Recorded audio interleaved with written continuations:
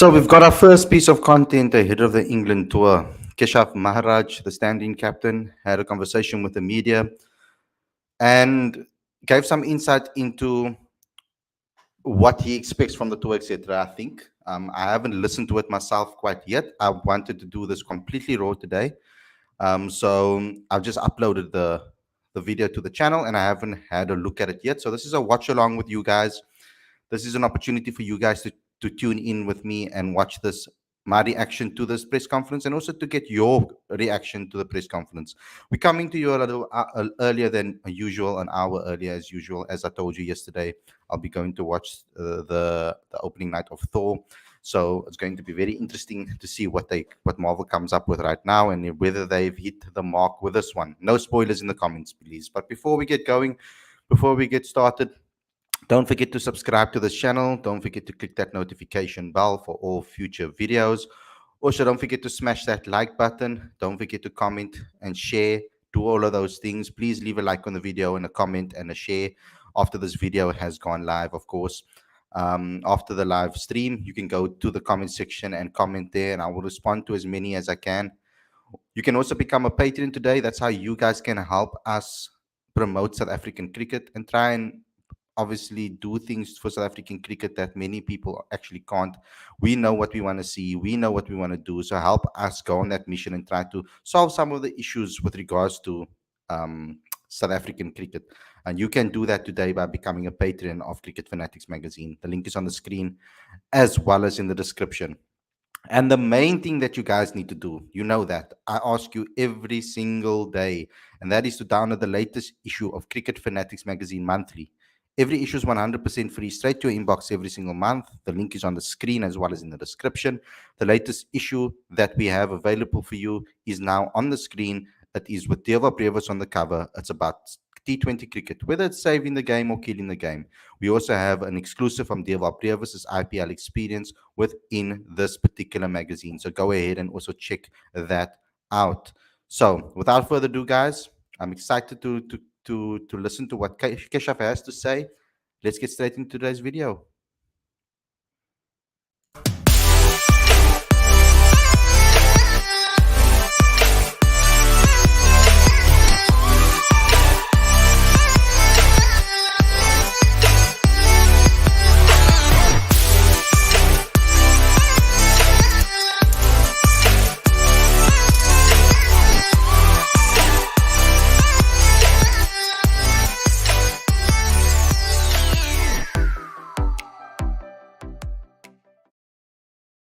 A very good evening and welcome to Cricket Fanatics magazine. This is your daily show. I'm your host, Khalid.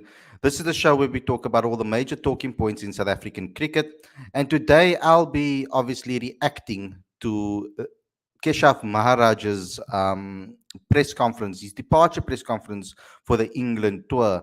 Now, I haven't watched any of this, so I'm going to be stopping and pausing according to what I think he has to say. If he said anything important, if he said anything that stands out, I'm going to stop and pause. So bear with me, guys, because I also haven't watched it. So this is also my first time listening to what he had to say. And forgive me if I do pause and start talking about specific topics that he made. So let's see what he has to say. Thank you, Akshay, for the awesome comment. Hello, Holly, great analysis. Keep up the great work. Thank you so much, bro, for all the support. Okay, let's get into this video. I'm excited to hear what Keshav has to say. Let's see what he can say as a stand-in skipper. Looking fresh, though, eh, Kesh? Yeah, I think house is in order. Everyone's ready to go come tomorrow. So yeah, no issues from that point of view. I think England have done really well. Take nothing away from their performances, and obviously the new coaches have instilled their philosophies, but I think we're just going to focus on executing our game plans and playing cricket according to how the way we want to play it and how we've played in the last couple of years or two, especially in the shorter formats of the game. And hopefully it's enough to beat this England team. Yeah, I think, like I said, they've done exceptionally well in the last 2 or 3 years. Okay, so pity that we don't have the question over there, that they cut out the question. So I'm assuming that they're asking about England's performances recently, and I'm assuming that they're asking about yeah, about England in general, just about the caliber of the competition that we'll be facing. And they've obviously sort of found some rhythm to their play. But it will be a good test if this team wants to go forward and be the best in the world. And we've got to play the best. Sorry. And play the best and try beat the best. So we're just going to focus on ourselves and the game plans and things that we need to execute and do the basics well. And like I said, hopefully it's enough to cross over the line in the series. I hope he goes into talking about what that strategy is, what that game plan is. I know you don't want to give away all your secrets, especially facing such a massive opponent like England. You don't want to give away any tips or secrets.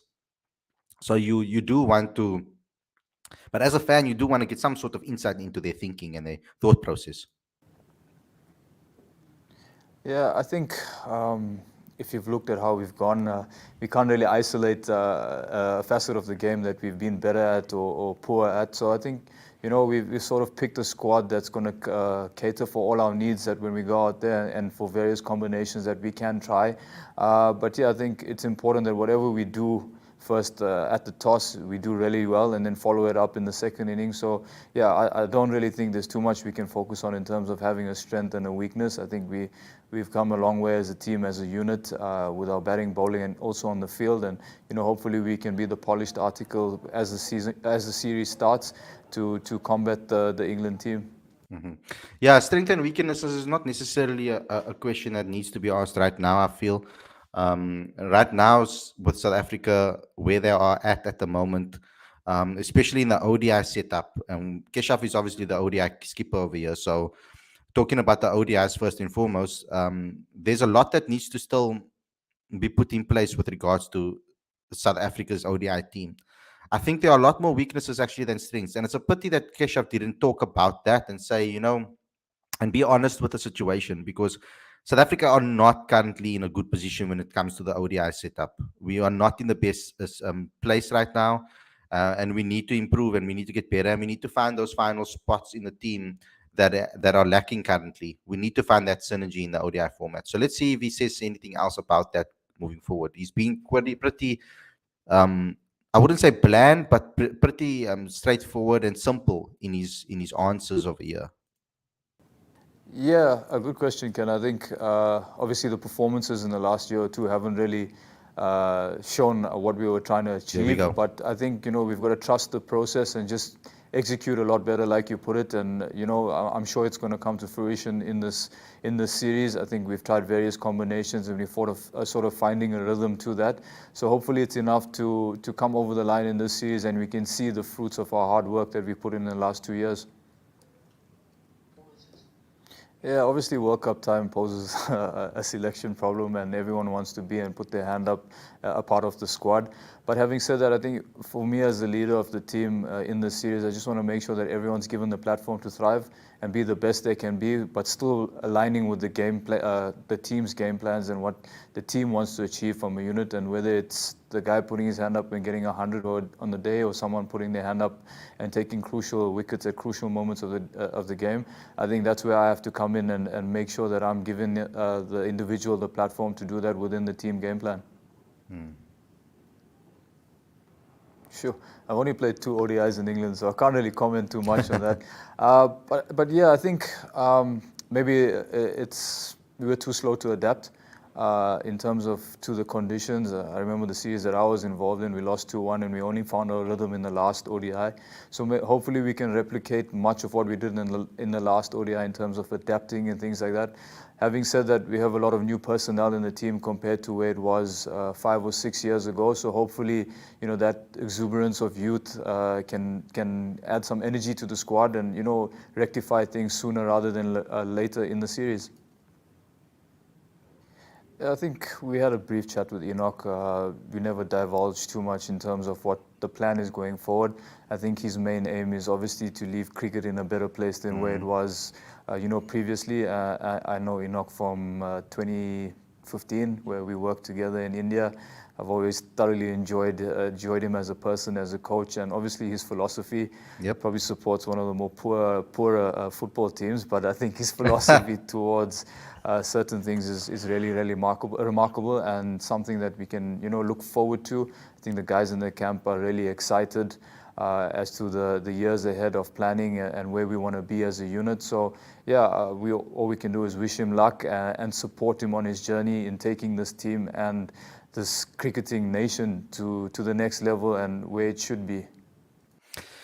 Yeah, I was waiting for Enoch question to be asked, and talking about the football teams over there. I know he's a big admirer of Pep and as well as Klopp, so Liverpool, I think, being his main team, and yeah, so it's he does take a lot of strategies from football. I feel he's taken a lot of thinking from the football arena, from the mentality, from the way people and the administrators run football clubs and footballs, etc., and football in general. I think he does take a lot of strategies from that, and I think that's maybe why also when I ever have a conversation with him, I feel like it's a click because we both have an enormous love for football too.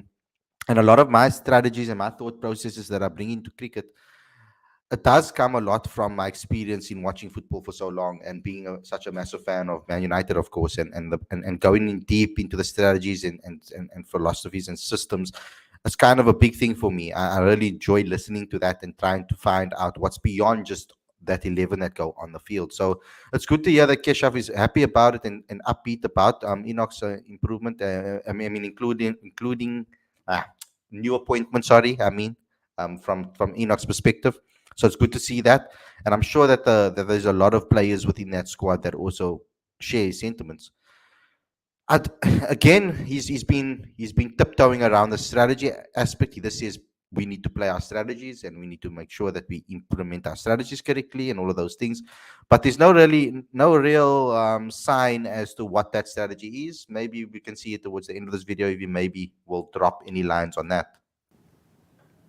Um, we actually haven't thought about it in that way, but it might be a good way to start the tour. Like you said, we're so used to playing the test format first and then filtering into the ODI stuff. So change up is good sometimes. Change is always good. I think we embraced it, but I think the main thing is the guys are hungry and ready to play cricket again. Obviously, it's been a 2-week break, so it sounds short, but I think 1 week as professional athletes, cricketers, we're hungry and ready to go, and I think we're ready to showcase our talent and see how far we've come as a unit. Yeah, so the first question on Kaya, yeah, I'm really happy for him. I think Kaya and I played cricket from 11 years old, along with David. So we're actually chatting on the way when we were flying together about how we've grown up together, and we're very fortunate and privileged enough to be in the Proteas environment and set up together. But yeah, Kaya is an exceptional player. He's done it for years. He's put his hand up, especially at the Dolphins in crucial moments where we needed a match-winning knock, and he stood up to the plate. So it's really good to see him getting the reward that he deserves for the hard work and the amazing performances he's put in, especially in the last 3 years. He's really stepped up. So I'm really happy for him, and I'm hoping that he will get his opportunity to showcase his talents as well. In terms of your second question, yes, we had a brief intervention with the board. I think it's important to bridge the gap and find out, pave the way forward rather. I think it was a good exercise to have had, leave whatever baggage we needed to, and look at the positives to where we can make leave cricket in a better place. And I think as soon as we jet off tomorrow, yeah, we're starting a clean slate and moving forward together as a unit, as a proper Cricket South Africa unit going forward. And yeah, I think that's where we are at right now. Okay, that's it. A little bit underwhelming, I would say. Me personally, that's how I feel about it, at least. It's a little bit underwhelming, in my opinion. Um, Never really said much that I can really analyze and discuss, to be honest. Looking at the England tour, the ODI series, I know he said a lot about testing themselves. It's exactly that because they need to find the best unit and they need to find the best team that they can and put together a proper game plan that they can stick to. He spoke a little bit about adaptation over there. That is something that I'm very big about, and I really strongly believe that's very important for South Africa, particularly as a team, as a unit, to be able to bring adaptability within their games. I think we naturally, because of the conditions that we play in, the difference in the conditions in different provinces. We've got some some pitches that turn, and we got some. Then we've got some that don't. We've got a little bit of pitches that bounce. Then we've got flat wickets. We've got ones that move around a bit. We've got a bit of conditions in some cases. We got conditions that swing. So I think our cricketers really get a holistic experience when they play cricket in South Africa, if they're playing at the top level and if they're getting opportunities to perform in every single city that they go to. Now, I like that because it allows our players, particularly our batters, to be more adaptable than others. Um, I do feel that they're more prepared to maybe travel in that case. Um, But taking this particular video from Keshav, and I really thought that there was going to be a lot more. I thought that he would have spoken a lot more in detail about this, particularly because the ODI format is our weakest format currently, in my opinion. And a lot of people might not think that, but I believe that that is currently our weakest format. Um, I think that we still have a lot of work to do, and England is the best possible opponent to test yourself against. Now, we most likely will see um, what the game plan is, or hopefully, we'll get some more insight when he arrives, because we'll probably get an arrival presser as well. Um, so it's going to be interesting to see what their game plan is going into this. Now, I think that the people that are available, the players that are available.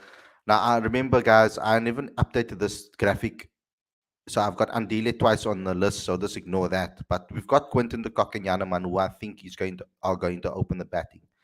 The great question is going to be around Aiden Markram, whether they're going to bring him back into the fold, because Henry Claasen's white ball form recently has been good. Calverain's ODI form has been really good. David Miller is David Miller. Rassie van der Dussen, Rassie van der Dussen. I put them kind of in the two first names on our team sheet, kind of, because they've been the most consistent in the white ball arena for South Africa. So that top 6 to 7, 8 is going to be very important. I did say, however, that I felt a little bit hard done by for Wayne Barnell. I think that he should have maybe gotten that position for the second Andile Pegelkwaya over here. He should have been popped in over there, right there. Or in place of Andile. It was an interesting one to see Andile get an opportunity. Although he has been doing quite well domestically, um, towards the end of the season, he did pretty well domestically, particularly with the bat. So it was interesting to see. But Keshav being captain, we know that he's going to probably play every game. So that's a given.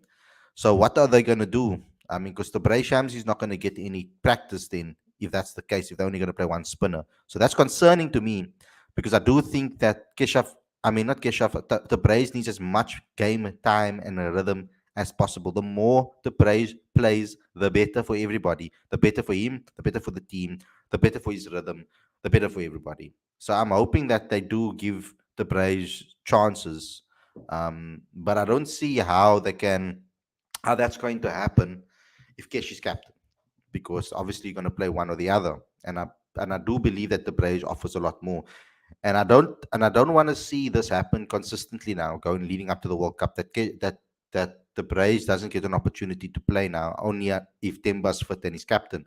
I don't think that's the right way to think about this. I think we need to pick up best players. We've got a squad where we can do so.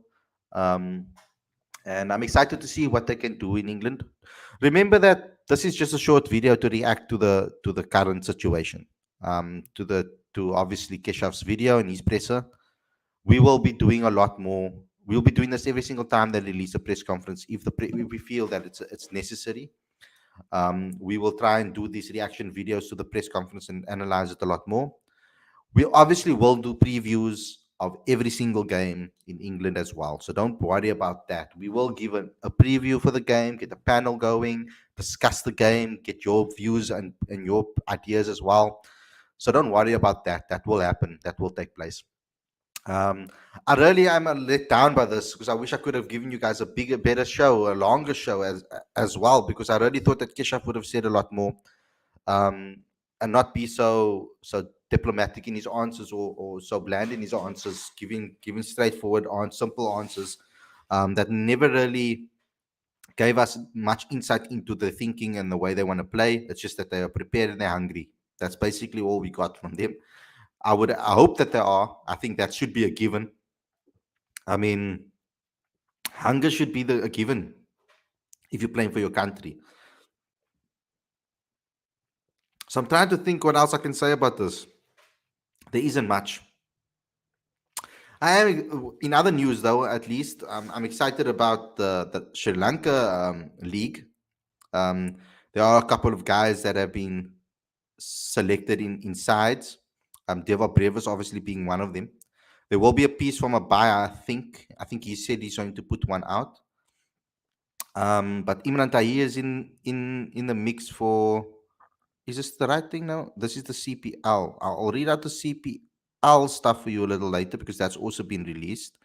Um, but the Lanka Premier League has Yanaman, Malan, Brevis, and Stubbs in it. So it's interesting to see those are big hitting players. There are four players that everybody likes and everybody wants to see in the Proteas team.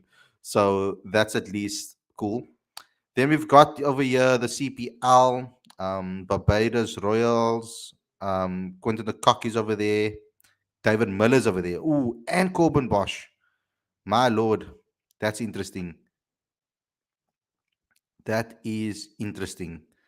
So that's going to be cool to see the way those three players play in that team. David Miller and Quinny in the same team is going to be exciting. Then we've got the Jamaica Talawas. They have Michael Pretorius in their team as their only South African overseas player. Very interesting that. Then you've got the St. Kitts and Nevis Patriots. Deva Brevis and Dwayne Pretorius in there. That's an interesting one. Good to see that. Dewald in red this time. Then we've got the St. Lucia Kings. Faf du Plessis in this team and David Visser. I don't know if you really want to count him as South African necessarily, but although he is, and Colback and all of those things. Then you've got the Guyana Amazon Warriors who have Imran Tahir, Debray Shamsi, and Colin Ingram in that team, as well as Heinrich Klaassen. So four South Africans in their team. That's insane to see. So yeah, very interesting. That's also going to be very very exciting. So I'm probably going to watch that too, to keep an eye out on the South Africans that are doing well in that league. But yeah, guys, I think that's all we have for today. I'm sorry that it's such a short show. I thought that Keshav is going to give us a lot more in that particular presser that we could discuss and talk about. Not too much for us to really to cover. I'm gonna have to wait until the next presser that we find to discuss more things. We spoke a lot about the approach and how far we are behind England in other podcasts previously leading up to this show. So there's a lot of content on this channel for you guys to go look at now and go catch up with leading into the England tour. But you'll get a lot more, guys. Every day we'll produce content. Tomorrow's our Q&A session, so you can ask me any questions you want to ask me. Just throw it in the mix, throw it in the live chat. There will be, if you follow us on Instagram, there will be a story over there on the top for you guys to ask us questions, and we'll answer those questions as best as possible. Just joined now, Khalid. Why is everyone's writing essay off in the series versus England? Lot had four decent games in 8 months, and all of a sudden they're the best in the world, and we called crap. Bro, that's what comes with England, bro. Every single time England is overhyped, whether it's in football, whether it's in anything that they do, they're overhyped all the time. I think their journalists do a great job at promoting them. I know you. I'm sorry that you just joined now. We did do it. We did an earlier show today because I'm going to the premiere of Thor. Really excited about that, so I needed to bring the show earlier. But unfortunately, Keshav didn't give us too much in his presser, and I wanted to do a reaction on it, and there wasn't much to really react to. I've covered everything that I could. There's only about 2 minutes in that 6 minute, 7 minute video that I could actually discuss and actually dissect and talk about. So we must forget about what people are saying about South Africa. Everybody always writes us off. Let us just focus on our game and our game plans. And I think if we do so, we will be able to put on a really good performance against England. So I'm hoping that will happen. But yeah, guys, tomorrow, like I was saying, is the Q&A session. You can ask us all our questions. So keep all your questions for tomorrow. Let's have a conversation, a nice long discussion tomorrow. It's a Friday, end of the week. Friday Q&A sessions. You know I love them. So get involved. If you follow us on Instagram, we do put a question. I don't know what it's called though, but it's a question thing that Instagram provides for you, where you can ask us. I'm talking like an old man here. Where you guys can ask questions, and I'll pick out the best one for the thumbnail, and then I'll ask those things to Lawrence. Please do not do that to me. Please do not do that to you. If Frankie de Jong and CR7, I won't believe it until I see it. I don't want to believe that that is true. I can't believe that that is true. It will destroy me completely. So yeah. But guys, keep your questions for tomorrow. We will do it on the fan Q&A session. Thanks a lot for tuning in, and enjoy the rest of your evening. And I'll see you guys again tomorrow with another daily show, a fan Q&A session. Bring your questions in for me, and I'll answer all of them. Like I explained already, I thought that Keshav's presser would be a lot longer for us to discuss. There wasn't much for us to discuss on that one. So keep all your questions, please, for tomorrow's Q&A session. That will be live at 7 on Facebook as well on YouTube. Thanks a lot for tuning in, and I'll see you guys very, very soon. Peace.